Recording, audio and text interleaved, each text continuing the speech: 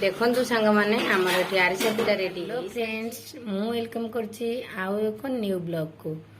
आज आपण मान सहित शेयर करी आरिसा पिठा केमती प्रस्तुत कराऊँगी। आपण मैंने वीडियो को जमा स्किप करेंगे, फास्ट लास्ट में निश्चित देखिए।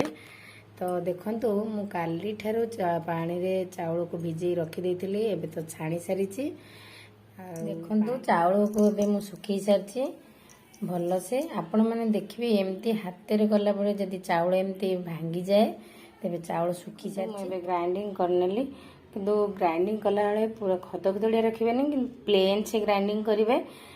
आपण मैंने देखी पारथबे एबे चाउल को मु गुंड सब कर सारी। एठी 1 किलो चाउल मु गुंड करछि, एठी भी 1 केजी गुड़ आनछि। तार से पिठा बनाई गुड़ पाग कर एबे गुड़ पाग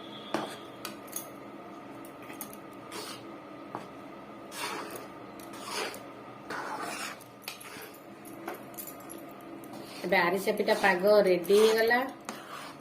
एबे हम थाली की उजार दबा टे ठंडा करिया पे छाड़ दबा। तो हम एबे बाहरी की जिबा कदली पत्र आनी आरिसा पिठा तैयारी करिबा। देखंतु तेल हम कढ़ई रे पकई सारछु, किछि समय पे गरम होबा को छाड़ दबा।